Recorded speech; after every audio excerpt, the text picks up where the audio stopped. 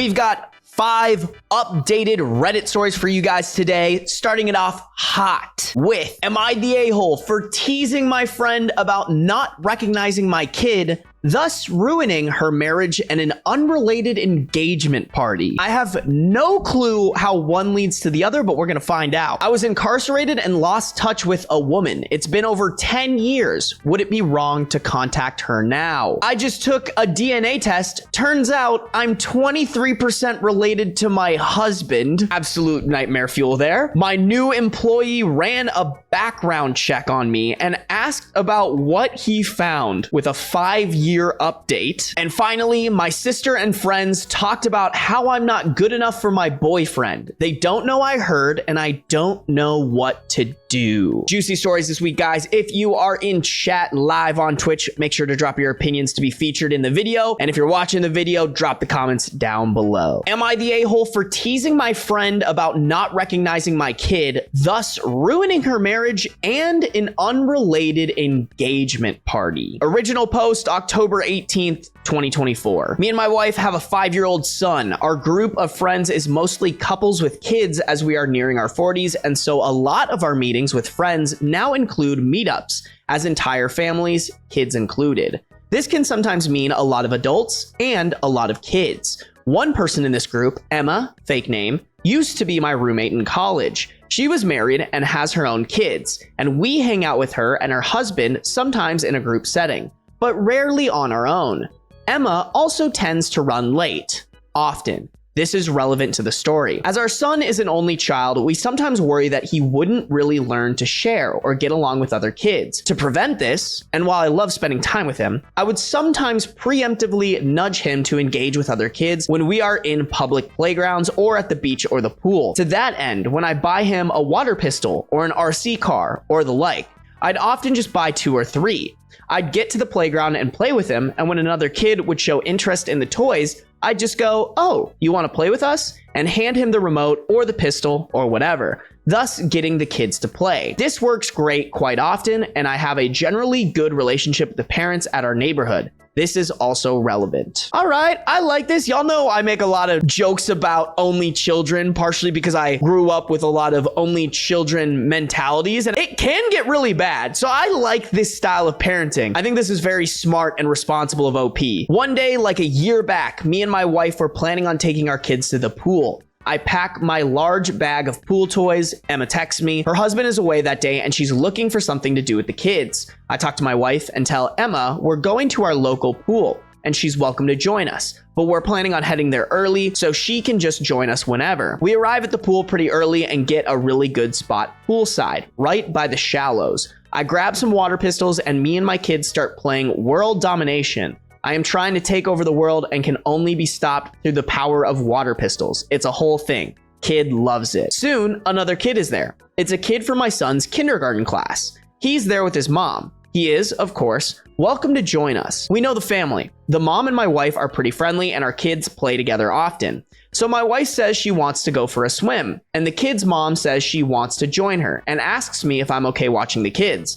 I say sure, since by this point the kids are blasting each other with water pistols and I'm just chilling poolside, just occasionally having to call out, "Oh no, my plans for world domination, ruined," because sometimes that's just what parenting is. Dude, this sounds like such a fun parent, bro. I fuck with it. Then Emma and her kids show up. She is really happy to see me and I give out toys to her kids. All is going well. Then my son's friend runs up and asks for some other toy and I go, "Sure thing," and hand it to him. Emma goes, "Oh my God, so cute. He looks just like you." I laugh and say, "Okay, cool, but this isn't my kid." Now, in her defense, the kid does look kind of like me, making this kind of hilarious. When my wife and the kid's mom came back, I tell them this story. They also find it hilarious. We all have a friendly chuckle, but think little of it.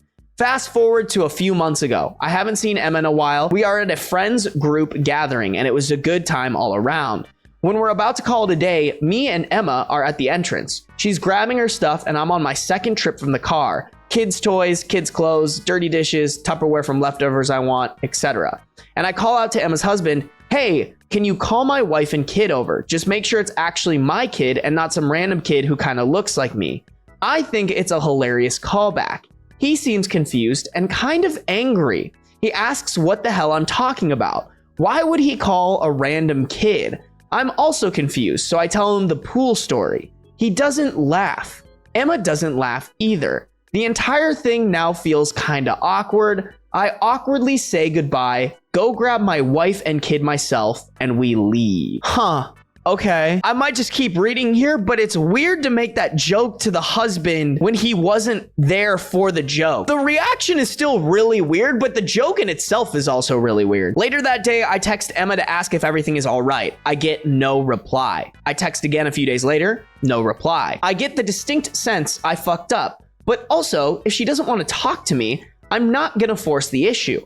I leave well enough alone. At worst, I thought she was mad at a joke I made, which was apparently in poor taste. Boy, howdy, did I underestimate the fallout of this joke. A few days ago, I arrive at a friend's place and she's there. This is an engagement party, so no kids. I wasn't supposed to come, but decided to last minute, and my wife was at home with our kid. Emma sees me and is livid. She wasn't expecting to. She only came because she thought I wouldn't be here. She does, however, take the opportunity to tear me a new one, though. She calls me out in front of everyone because of my joke, originally said with air quotes. Her husband was furious. From what she said and what I gathered from mutual friends afterwards, she previously commented on someone else's kid looking like someone who wasn't his father. Except that whole thing led to a family drama in Emma's husband's family, because in that case, that dude was cheating and that was his kid.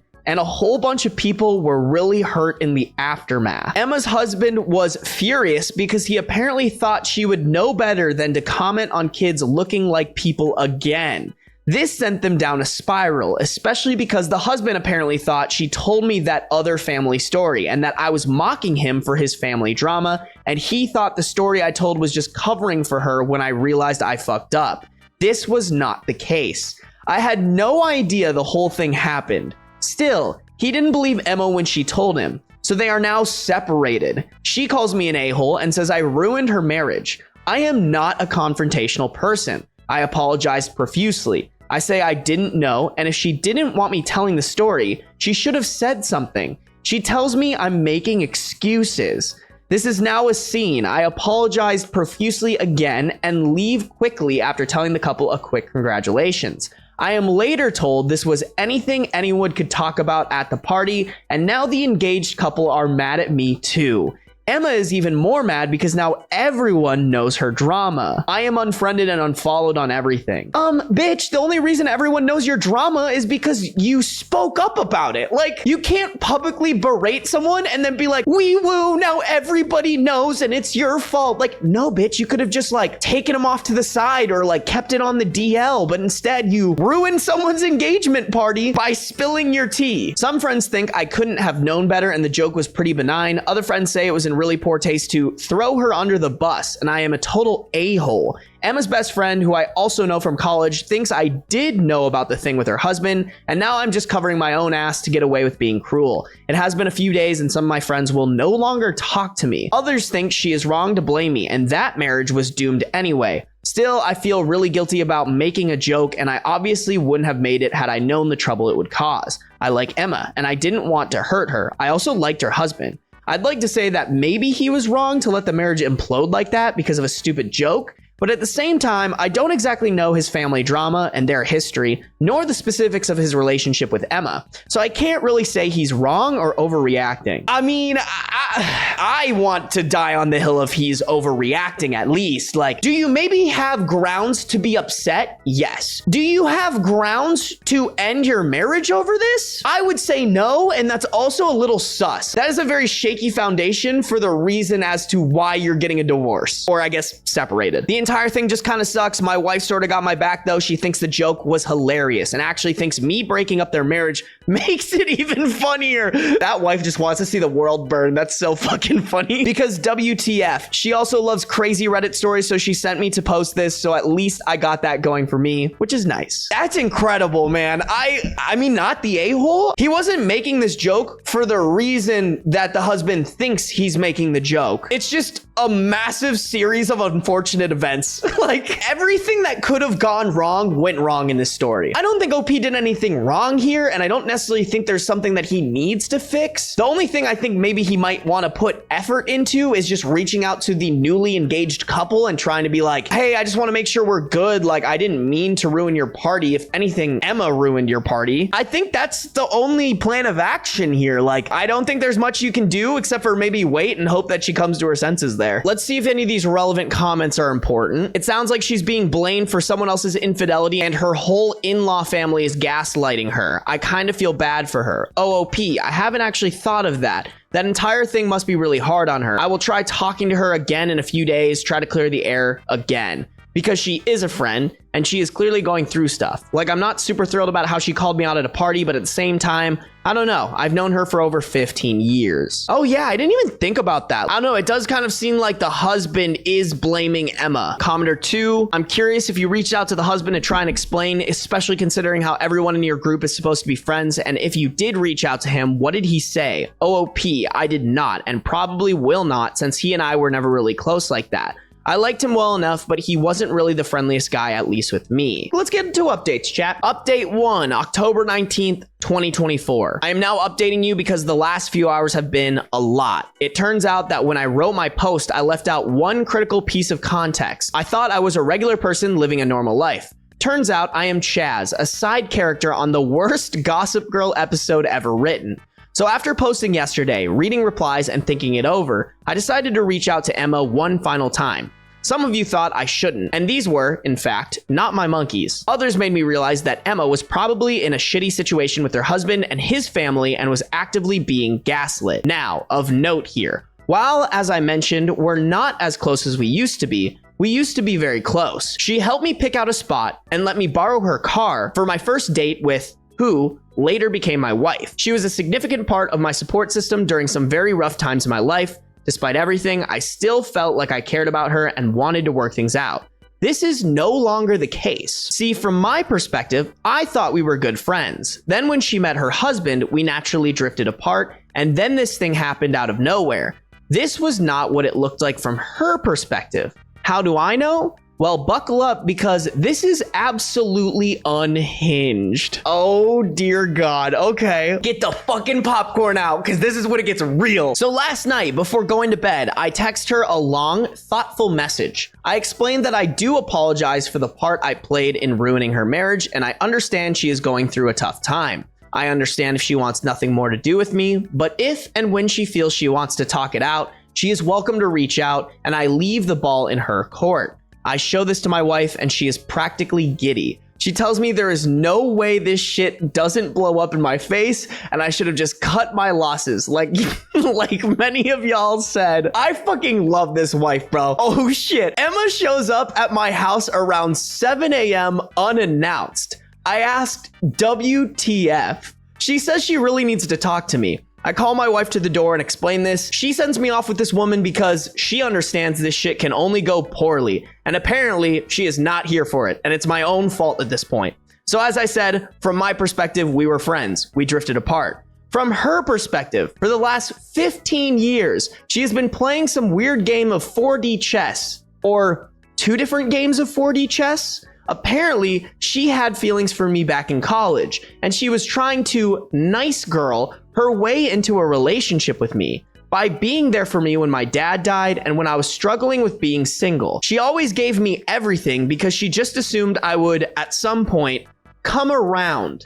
You'd think that me getting married or her getting married would change that, and it did, just badly. Apparently, her husband knew about her feelings, which is why he always kept me at a distance. We never drifted apart. He explicitly asked her not to meet with me anymore outside of large social gatherings. That day at the pool? Yeah, that was her sticking it to him because he was away cheating on her or something, and he didn't like her hanging around me scantily clad.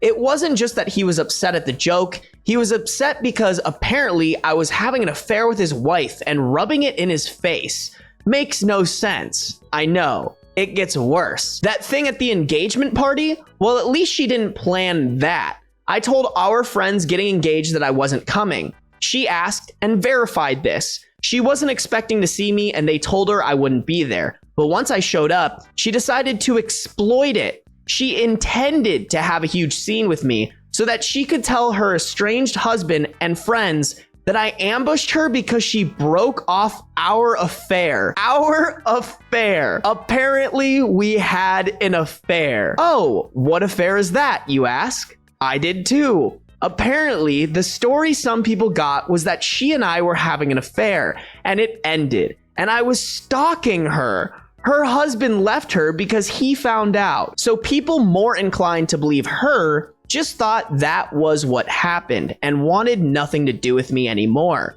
So why did her husband actually leave? Well, some of you called it. According to her, he was cheating on her a bunch and overall, not a nice person. She never actually cheated on him, but used me to pretend that she did without my knowledge. So after the joke at the gathering, which may have indeed been in poor taste, they had a huge fight and he left the house. The fact that human beings like this are allowed to have kids, that's the real victim in this story, all right? The real victims of the story are the kids that Emma and this husband have together, because holy shit. As for the thing with his family, from what I gather, it was some dude sleeping with his cousin's wife or some such shit. So anyway, she tells me all this insanity and tops it off with that my message really moved her and we can still be friends. The reason she rushed to show up at 7 a.m., my message made her realize I am actually the only one who really cares about her and everyone else in her life is fake and doesn't really care. I'm not the sharpest tool in the shed, but now this sounds like some real manipulative shit to me. And now I'm thinking back to a lot of our previous interactions, and a lot of them also seem like that to me now. I am not a confrontational person. I was willing to accept that I fucked up. Maybe some of you are right and the joke was in poor taste, and I'm a huge a-hole for making it because I thought if he knew the story, he would get the call back. And if he didn't, I'd tell him a funny story about his wife. I accept all that criticism. But this? Fuck no. I was done. I tell her I am done with her shit. She can get back with her husband, leave her husband, keep any friends she wants because I am fucking done. I can forgive a lot, but she had been basically not communicating with me for over 15 years. I was telling her everything about my life and my feelings, and I was absolutely appalled by just how much of a one-way street it turned out to be.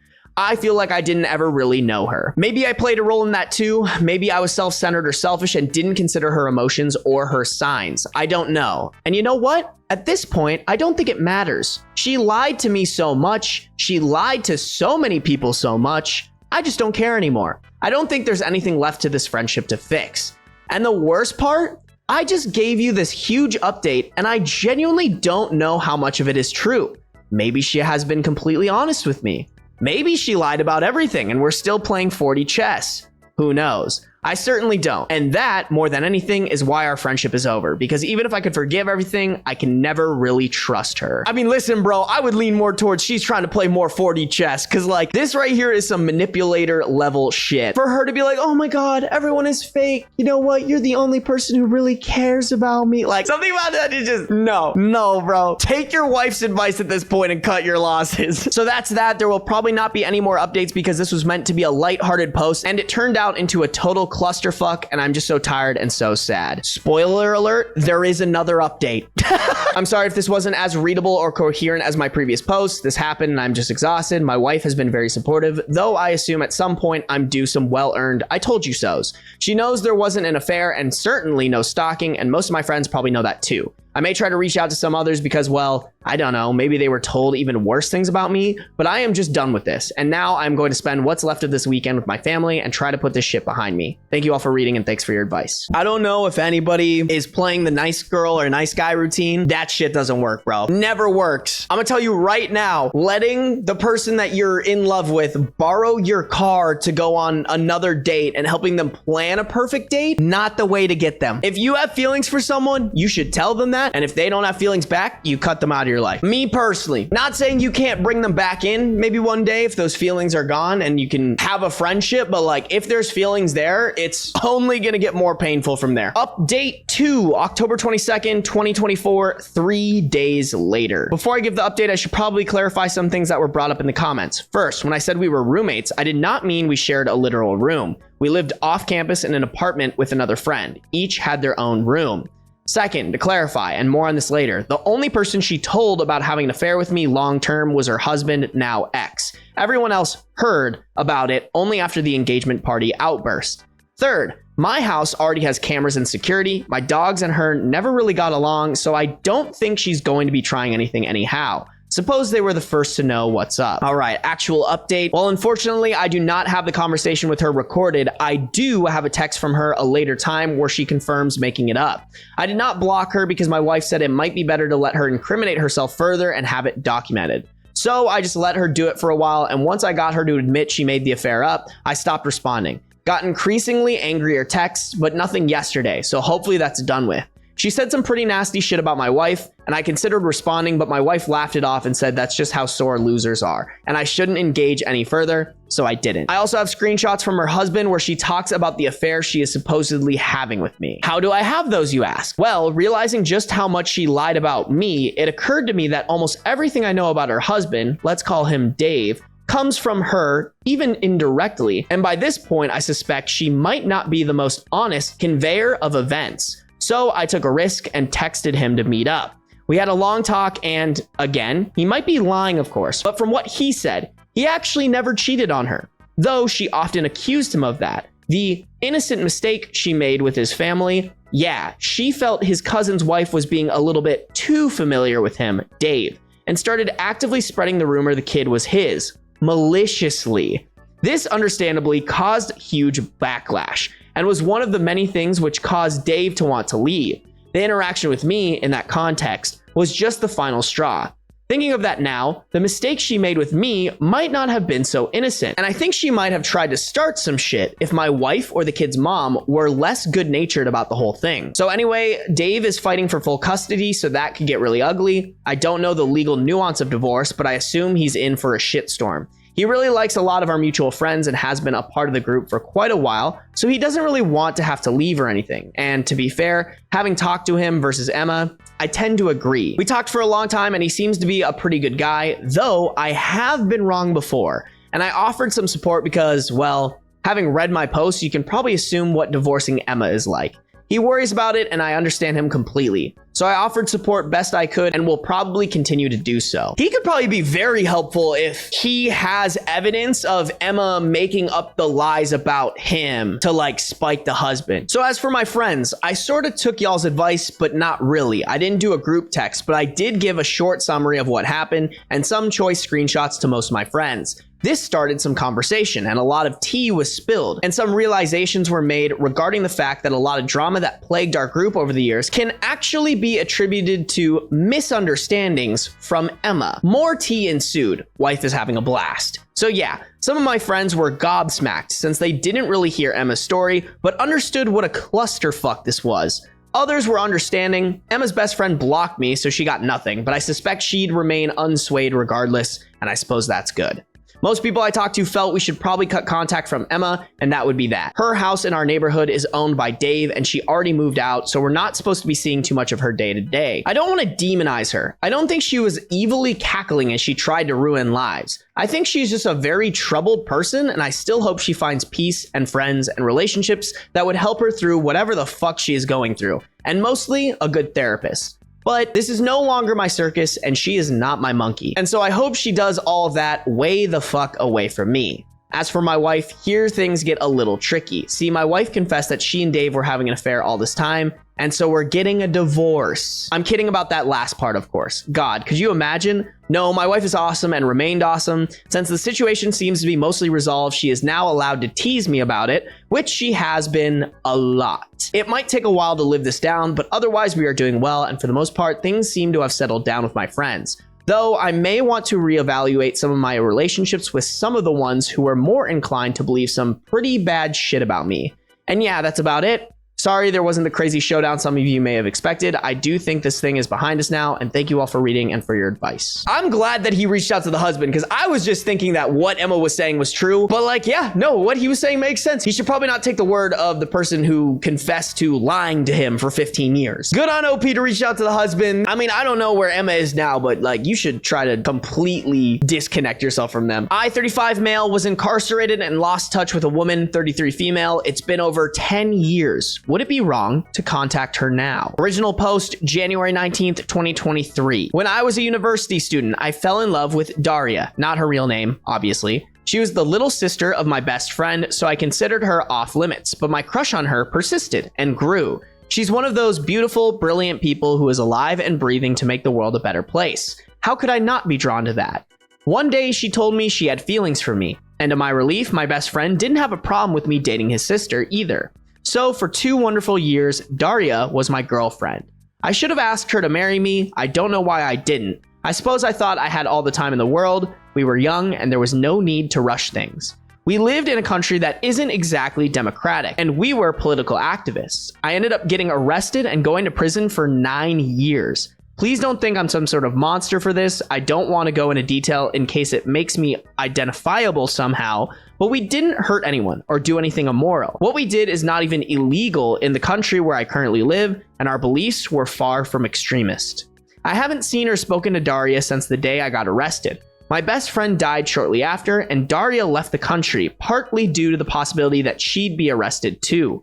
There wasn't any way for her to contact me while I was in prison, though apparently she contacted my dad a few times in the beginning. Things got even worse in our country while I was incarcerated, so my dad and I emigrated when I was released. We've been living in Western Europe ever since, and life is pretty okay. I live with my dad and I have a steady, if shitty, job. Months ago, I found Daria online. She lives in a neighboring country, 7 hours away by rail. She doesn't use social media too much, but from what I've seen, there's no evidence of a partner or kids. And even if she's married, I'd be content just to be her friend, as I was for the first years we knew each other. Part of me desperately wants to reach out to her, and my dad has been encouraging me to do so. But I feel like it'd be too selfish. The circumstances of her brother's death were very traumatic for her, and I'm afraid that I'm just a living reminder of all the bad things that happened to us. And if she does have a partner, would my contacting her offend him and trouble their relationship? I don't want to cause her any more sadness. Time stood still for me while I was in prison, but I know it didn't for her or anyone else.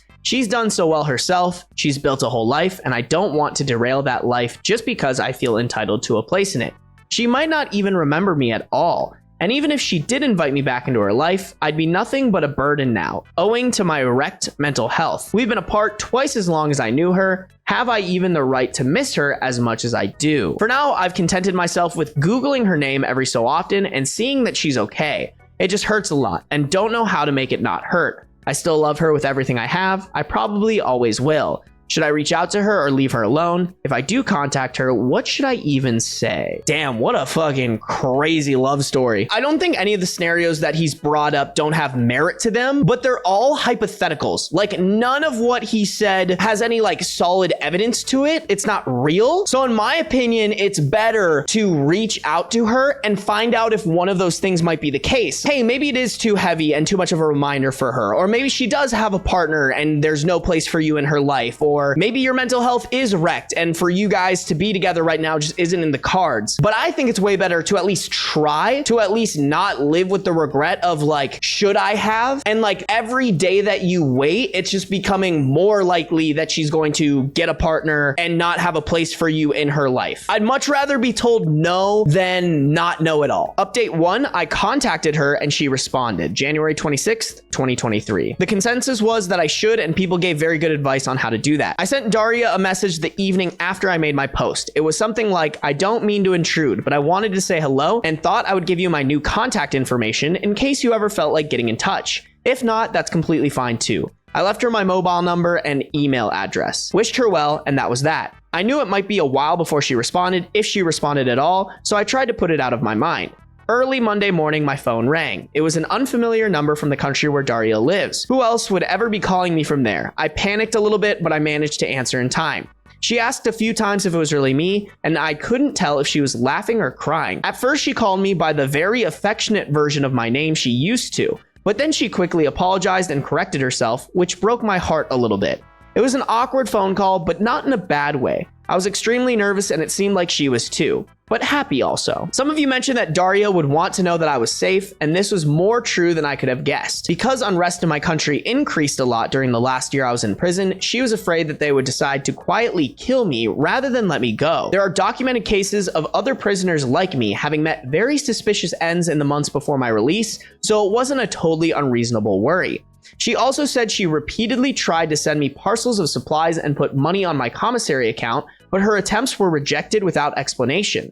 After my sentencing, I was not allowed to receive correspondence or to have a commissary account at all because of the classification of my crimes, so she was forced to give up. She told me this as an apology, as if I would have been disappointed with her for not helping me more. I had no idea she had done any of that.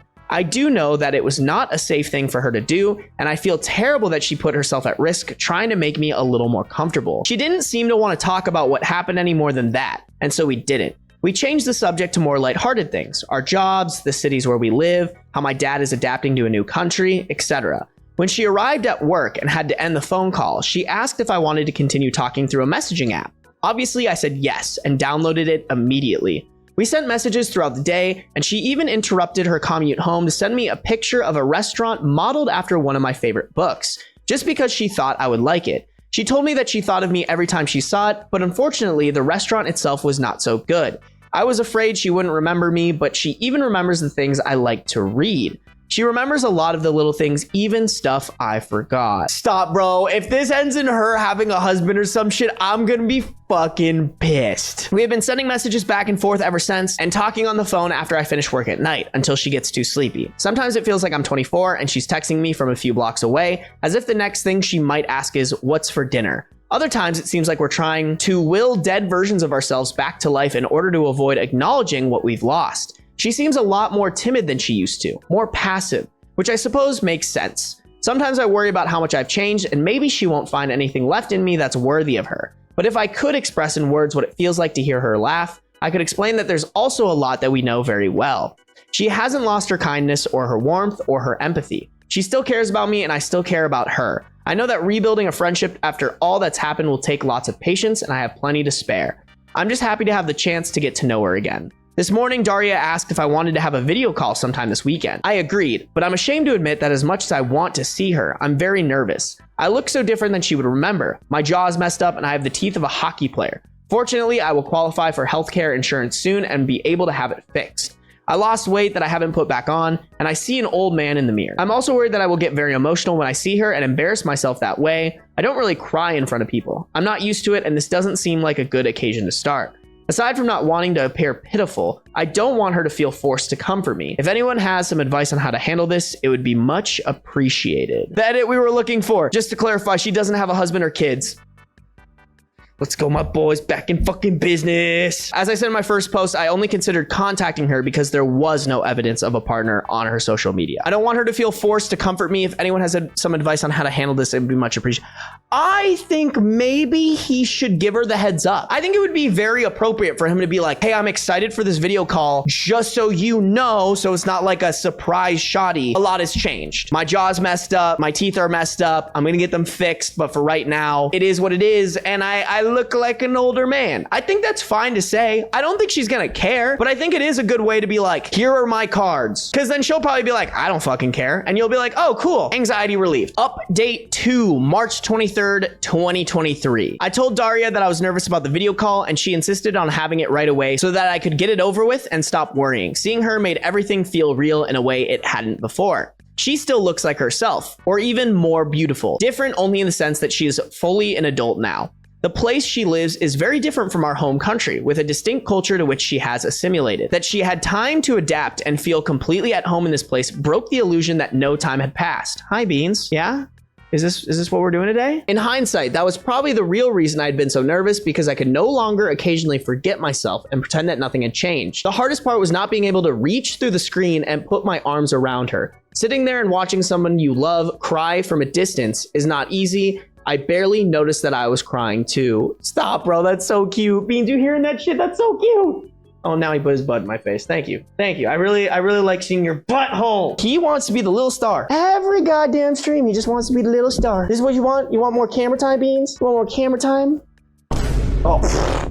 Don't do that. I don't want to see that. Hey, don't bite me now. She didn't seem surprised at my appearance, but she did eventually look me over and ask if the food was shit where I lived. I explained about my jaw and that I'm getting it fixed. Less dental work is required than I thought, but I need a surgery. Her response was to ask for my address and order groceries to be delivered, including a lot of soft snacks that are easy to eat and these meal substitution drinks that are actually tasty. She sent them every week since, even though I tell her it's not necessary. When I wanted to pay her back, she laughed at me and said she owed me a lot of food because I had kept her from starving to death in university. I love being able to cook for her, and I suppose it makes her just as happy to feed me now. Stop it. This is making me feel so goddamn single.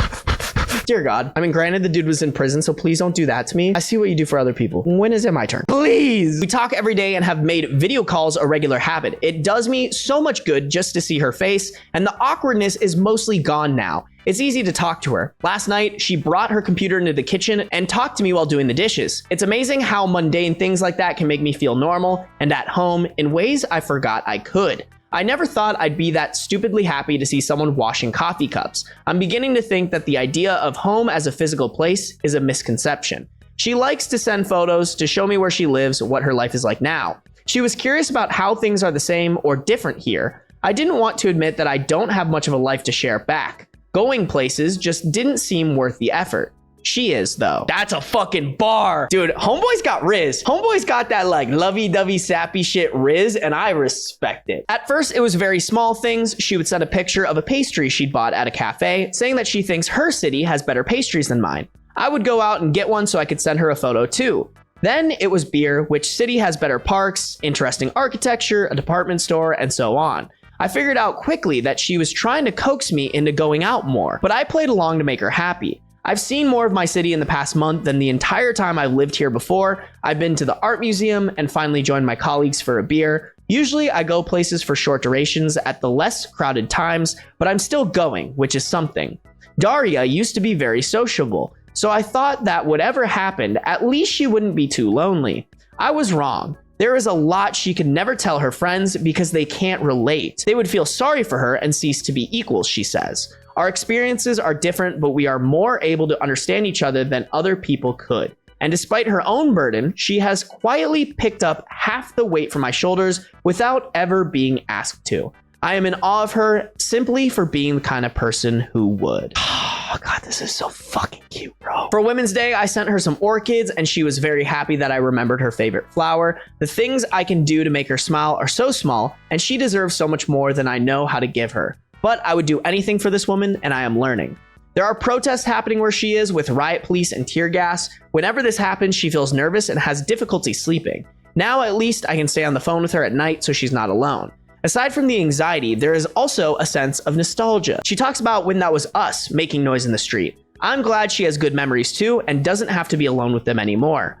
Finally, the reason I am updating now, she is coming to visit. We were talking last night and I mentioned that a church near me has special windows designed by an artist she loves, and I was thinking about going to see them eventually. She said it would be unfair of me to go without her, so I invited her to come with me, and then somehow it turned from vague future plans to being scheduled for next Saturday. She was going to come for the day, but I told her it was silly to travel so far to stay for such a short time, and suggested to stay the entire weekend. So she will be here from Friday until Sunday. I haven't really had time to be nervous yet, but I'm sure I will. That's the last update, bro? There's no way there's not another one. Sad. I'm so disappointed, chat. I want to know. Please, please, please, please, please, please, please, please. Petition for user/throw RA947838593 to update us, because what a cliffhanger, bro. They better be married with kids by now. I just took a DNA test. Turns out I'm 23% related to my husband.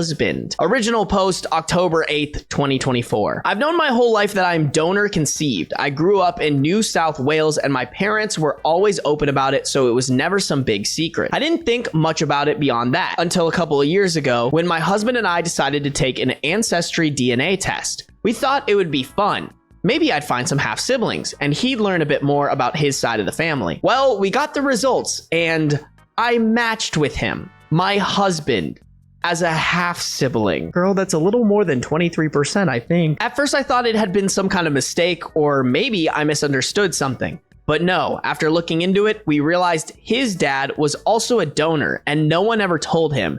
Now, here we are, Married for years with 2 kids, and we're still trying to figure out how to process the fact that we're siblings. I don't even know how to explain how I feel. It's just overwhelming. I love him, of course, but this changes so much. We've already spoken to a genetic counselor and we're trying to move forward, but it's like everything we thought we knew about our family has been flipped upside down.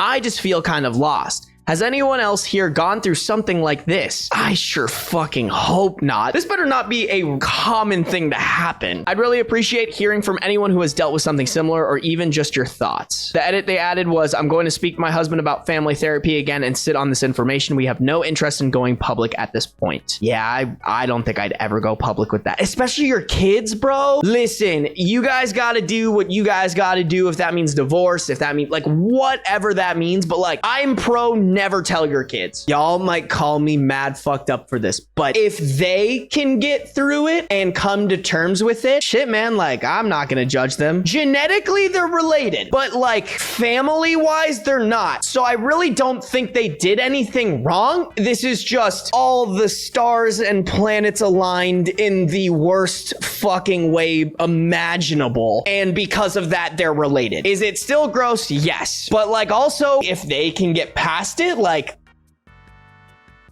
I'm not gonna judge them. I would just say keep that shit buried. Don't tell anybody. Take that shit to your deathbed, bro. The kid's bully's gonna be like, yo, mama's so ugly, her family had to marry her. Relevant comments. Commenter 1, I think you need some family counseling. First between you and your husband, then later down the road when you inevitably tell your children. I don't know, man. Here's the thing, bro, is like this doesn't really affect the kids that much, you know? Like, in my opinion, like, I think ignorance is bliss in this case. Your kids do not want to know that they are incest babies. Just me personally, bro. Like, if I'm an incest baby, I hope I go to the grave and never figure that out. I'm not sure if you are able to take leave from work, but it would be a good idea to look into that because this is absolutely something you need to process without work distraction. OOP, I'm in therapy myself, but unfortunately, my husband is not open to that right now. He's in a big denial phase and does not wish to talk about it. I just want to hop into this last update, man. October 24th, 2024. First, I've been in individual therapy and working through everything. It's been incredibly helpful to have a space to just unravel my thoughts. My husband has told me that he's open to couples therapy, which is a big step for us, and I'm hopeful it will help us navigate this together. To confirm some things, yes, my father-in-law is the donor, which makes him not only my husband's father, but also mine. This was a lot to take in. We're both really angry that my husband's dad never told him the truth, and at the moment, neither of us are talking to him. It's just too much. I'm confused. Did the dad know? Maybe I'm reading this wrong, but I thought that this was just the dad donated sperm at some point in his life, and that just happened to be the sperm that OP's parents chose to create their child. In that case, I actually think it's more OP's parents' fault. Do you guys see what I'm saying? Like, if you conceive a kid through other means of fertility, when said kid starts dating and is engaged to someone, shouldn't you maybe do your due diligence there? Not saying that it should be required, but maybe it should be. I don't know, but I also just don't feel comfortable about blaming the husband's dad here and being angry at him. They're probably upset they didn't know he was a donor in general and that he potentially had more kids out there. I mean, you don't have to disclose that. I don't know. I mean, I've never donated sperm, but like if my dad did, I wouldn't expect him to like tell me about it. They don't notify sperm donors when their donations are used or with who. There's no way he knew she was one of his donors. Yeah, that's kind of where I'm at, Sammy. We've also discovered about 40 other siblings so far, all of whom live nearby. Holy fuck. That was another layer of this experience we weren't prepared for. We haven't met them all yet, but knowing they're out there brings its own set of challenges and questions. As for our marriage, no, we're not divorcing. We love each other and are committed to working through this, but we haven't told our children yet. We plan to get professional advice before we do. This isn't something we want to rush into without understanding the best way to approach it for their sake. I'm not interested in speaking to anyone publicly about our situation. I'm really proud of people like Victoria Hill for going public, but that's not what's best for my family right now. Wow, just wow. 40 kids? Is that normal? I'm curious, chat. Holy shit. A single sperm donation could potentially result in up to 25 children being conceived. I was thinking like 3 or 4, but 25? Like, dude probably just like donated twice, was just getting a little extra shmoolah to pay his rent. My new employee ran a background check on me and asked me about what he found. This one has a 5-year update. Original post, August 7th, 2019. I started a new position recently and was promoted quickly to a management position. Great. I have a long supervisory background, looking forward to helping in a wider capacity. One of my direct reports is a very conscientious and ambitious young man named Scott, who I found pleasant to work with. Last week, during a normal conversation about a project, Scott brought up that he had done a background search on me and then asked me about an arrest on my record, an insurance snafu that led to a driver's license snafu, and when I was pulled over for a normal traffic stop in a rather conservative county, I spent a night in lockup, which was both humiliating and illuminating. This is not immediately Googleable. I gave it a try myself after he brought it up, and some of the specificity of the details he used leads me to believe he went to one of the publicly available background report sites and paid the nominal fee to obtain a detailed report. This question was framed as that he had been doing some research and wanted to clarify what happened in X state, because it wasn't clear if the arrest was in X or Y state. I lived in Y state more recently, but there's nothing easily found that links the two without paying for it. In the moment, I answered truthfully that these items were from more than a decade ago and were the result of a particular set of circumstances. I then excused myself from the conversation and returned to my office. The longer I think about it, the more weirded out I am. Scott would like to advance, and I feel like a follow-up conversation is definitely warranted, but I'm struggling with an approach aside from, hey, you super violated a boundary for me, and that will go over like a ton of bricks if you do it with future managers. To be fair, this is an overtly aggressive office culture, and asking to explain your professional background in a fair amount of detail to coworkers/employees is par for the course. But I understand having a background check run by the company during the hiring process. I'd like to keep my personal background personal, and while I'm not wild about discussing this embarrassing incident, my reaction was more of a how and why did you obtain this information than a deep, dark secret that I'm worried might come to light. How do I let go of my weirded out feeling, and how do I best address this in a follow-up conversation? I'm torn here because like those background check companies are open to the public. Like if you guys wanted to run a background check on me, you could literally do that. Who am I to sit here and be like, oh, don't? The only thing he did wrong here was like bring it up to OP. Don't get me wrong, it's very intrusive. I mean, the problem here is that OP feels like violated or like weirded out by this. And I do think a good way to get over that and address it is just like ask Scott to come into your office and just lay it out very respectfully, but like with an iron fist that like, hey man, I know that you went to a background check website and paid for this information, and that makes me uncomfortable. I don't know why you're doing that. I guess you're fully in your rights to do that, but it's somewhat shady that you were trying to get dirt on me. And if I figured this out, other people are going to figure this out. OP can't tell him to not do it, but he can be like, if you're gonna do this, like don't make it so obvious. And like even so, when you do this, you are severely violating your coworker's privacy. If you want a background check done on your daughter's new boyfriend, I think that's okay, that makes sense. But for your coworker and especially your superior, it is a little bit out of line. He's not flat out saying it, but I think what he's alluding to is like, oh, is Scott trying to find dirt on OP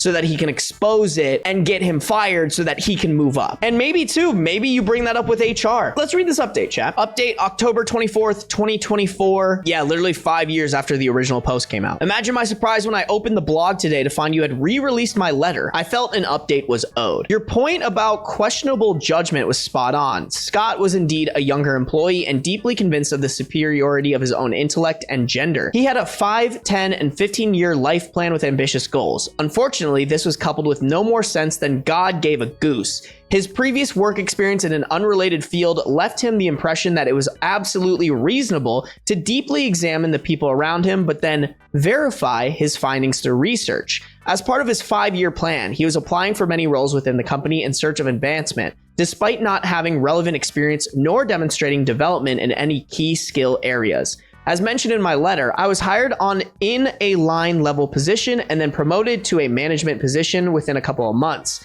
In that industry, career advancement is often tied to a reassignment in diverse geographic locations. going where the work is, and arriving at a new location is accompanied by sharing bona fides with the team to build connections. Imagine you've worked for 20 years for the same company, but have moved 8 times and never worked in the same place / with the same team more than 2 years in a row. I had spent a great deal of time grabbing opportunities as they arose, living out of suitcases, and working far, far too much. I had garnered some nice accolades in some faintly glamorous locales, but anyone who has done it knows that the luster is surface level only. Scott was intensely interested in my career experience and how I progressed in the field. Coupled with his desire for promotion and deeply flawed perceptions around reasonable follow-up, this led to the rather extraordinary situation I wrote in about. Armed with the knowledge that Scott was about as intuitive as a pile of bricks, I was planning a follow-up conversation the next time we worked together. He beat me to the punch when he asked me again about the information he had found as soon as I approached his desk. This time with a copy of my booking photo pulled up on his screen. All right, bro, come on. I reacted much more decisively this time, telling him to close the browsing window immediately and pulling him into the office for a one-on-one conversation. Looking back, I think I used your phrasing almost verbatim around work boundaries and everyone deserving privacy. Scott was mostly confused by this response. In his view, it was perfectly reasonable to look for deeper information about almost anyone. His rationale behind asking me about what he'd found was he wanted to alert me this information was out there. I told him it was unacceptable behavior and demonstrated incredibly poor judgment that he'd dig this far into any colleague, much less his manager. Then to bring it up multiple times, the company completed background checks for every employee. If they had proceeded with the hire, one would assume that nothing relevant was in the report. I also let him know this was such an egregious situation, we would be documenting both conversations and issuing a write-up, and this endangered his future with the company. After distance from the situation, I genuinely believe Scott was an incredibly intelligent person, demonstrating that anyone can be an absolute idiot. Did I document the situation in detail? Absolutely. Did I discuss this with HR and my boss? Absolutely, and she was ready to fire Scott. HR was flabbergasted and incredibly helpful in their handling of the situation. My documentation plan was supported with the agreement that Scott was on his final chance. Did Scott get promoted into another position? Not while I was there. After this incident, he did demonstrate an earnest desire to improve as a team member and make amends. We parted on decent terms. I actually wound up suggesting he read AAM regularly. Unfortunately, my industry was one devastated by the pandemic. I wrote the letter in mid-2019. By March of 2020, almost my entire professional network was either unemployed or being overworked as skeleton staff. Driven by necessity, I grabbed a copy of Allison's book, How to Get a Job, and after giving some serious consideration about what I'd like out of my work moving forward, I retooled my resume and got to hunting.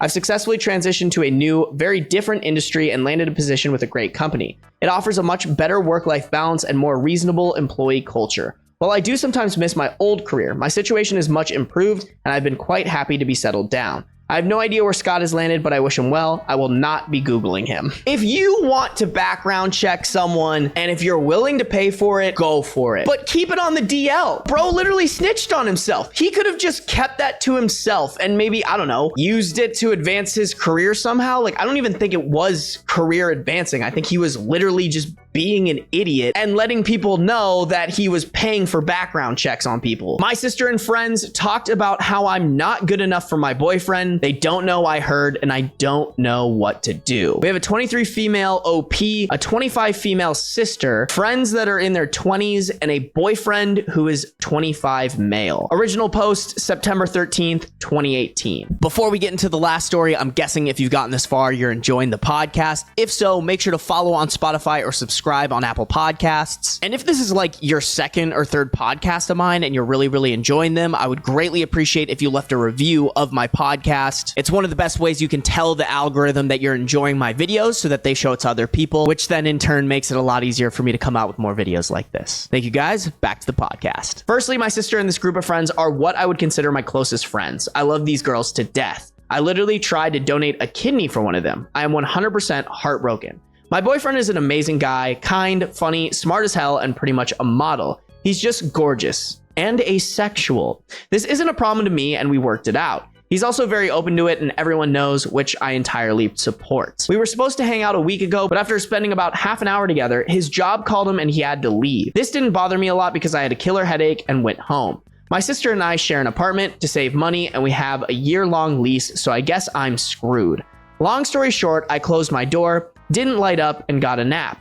Next thing I know, I wake up to my sister's voice. She and those friends were at our house. From what I heard, they were going to a club and were drinking a bit / waiting for the others. I didn't get up because I was lazy and would have to put on pants. They started talking about me. I'm not proud, but I was curious. They were talking about how they couldn't believe I was dating my boyfriend, how he was too good for me, how it was too ugly to get a guy like him. My sister then started telling how being asexual is obviously an excuse to not have sex with me. I'm not pretty, and while it does make me insecure, I know I have other good characteristics, but it was very hard hearing that. They also made fun of my learning disability. They called me the R word, which I can't even fucking write it, that I wasn't even financially stable, made fun of my job. They said I had to beg to be fucked.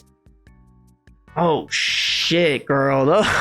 I mean, from friends is crazy. From your sister is disgusting. All of my friends laughed and all of them shit talked me. I was crying pretty hard at that point. They left and I didn't know what to do. I went to bed and basically made myself scarce this week. I get up earlier, get home later, or stay at my boyfriend's. I've answered their messages but was somewhat cold. I know I have to talk with them, even if it's just to cut off contact, but I can't open my mouth right now. I feel so ashamed and sad. My boyfriend is also worried, but I can't get what they said out of my head. I know it's not true and my boyfriend is asexual, but I feel like I'm not worth being with him. My sister is my best friend. I fucking told her how I feel too ugly and stupid to be with him. I showed her our messages and we spoke about his asexuality. I love her so much it hurts. I can't stand looking at her knowing she was saying those things. I can't stand looking at her knowing she was saying those things behind my back and that none of my friends said anything. I mean, like, I get it, you loved her, but now that you see her true colors, like, can you love her? I feel like you gotta just have a certain level of self-respect to be like, I loved you because I thought you were nice to me, but because you don't, I have enough self-respect to be like, fuck you, I don't love you anymore. I just don't know what to do. I could break my lease, I guess, even though it would be very expensive, but I don't know how to say why I'm doing it or how I can face them.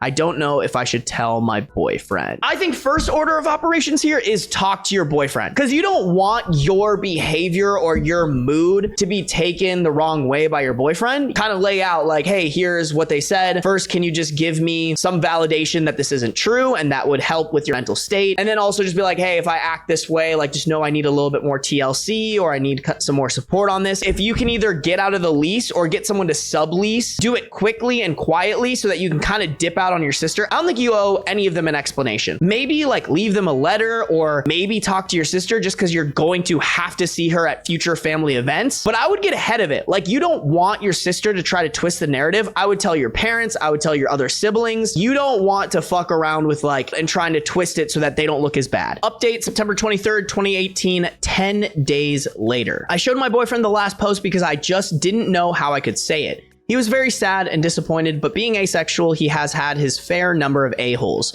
but he mostly felt angry for me and agreed with the majority advice that I should confront her. We decided a letter would be the best choice since I actually write a lot of letters and it's not direct confrontation. I like writing letters for moments, like letters for when the person is sad, happy, angry, scared, etc. So I do have some techniques, but this was, with no doubt, the hardest thing I've ever had to write. I decided to go for the simple and blunt. Told her I heard what they said about me, and while I was willing to work on our relationship, I needed distance from her and this whole situation. I mean, I don't know why you would want a relationship with her after that. Like, that to me is unforgivable. I talked to my landlord and she was super sweet and had no problem breaking the lease. I offered to find someone to take up my place, but apparently she had someone that could use the room, so that's cool. I intended to pack and leave the letter on her bed, but she came home early and caught me. I basically said fuck it to myself and told her I heard them saying I wasn't good enough and calling me names. First, she tried to deny it, which I wasn't having it. Then she tried to justify and say I was overreacting, but I just stared at her. Then she finally started to apologize and cry. At that moment, I actually thought we might be able to save the relationship, but then she started making herself the victim. The main points were: 1, I just can't understand how hard it is to be pretty, not even kidding. 2, I don't understand how she feels because I'm used to not being the best. 3, it's not fair I get a gorgeous boyfriend who is completely out of my league while she's single. 4, she feels embarrassed when we go out together and she has to tell people that my boyfriend is actually mine, not hers. 5, she knows asexuality doesn't exist and we're doing this just for attention. Wow, I don't think I've come across a shittier, more more insecure person in my entire life. Cause just wow. Wait, hold on. Let me summarize here. Because you're ugly, you don't understand what it's like to be pretty. You don't understand what it's like being the best. It's not fair that you have an attractive boyfriend. It's not fair that I'm single. She's embarrassed that she doesn't have a boyfriend and that OP's boyfriend isn't hers. And finally, she's invalidating asexuality, saying it doesn't exist. Last stream was shitty man sandwich, and now we have a shitty woman. Maybe not sandwich, but a shitty woman salad. I just kind of froze. I wish I had said something, but I couldn't open my mouth. She then said she was going to recover from our traumatic conversation and left. I just packed the rest of my things and left the letters on her bed. I'm currently at my boyfriend's place, but I'm looking for a free room that is not super far from my job. I also wrote and sent letters to my friends and then blocked their social media / contacts. I'm certain they'll find a way to approach me as we work close, but I can't give a fuck. Besides all of that, last Friday I had dinner with my parents. I gave them an edited version of what happened because I don't want to talk about my sex life, and that I broke the lease / blocked my friends. They said I shouldn't be angry because it was true. Whoa! And that the first time they met my boyfriend, they thought I was playing a prank. My dad then started saying I was being selfish by breaking the lease, and I shit you not, betraying my sister's trust, and that you don't do this with family. Not where I thought this was going. Wow. Damn, I guess you got to get rid of the parents too. So yeah, I've been ignoring them since this happened, as well as my sister. Overall, I'm fine. I actually feel more tired than angry or sad. I mean, fuck, man, I'm defeated. Opie just got to hit the reset button. Get rid of the entire family. That is just disgusting behavior on everybody's part.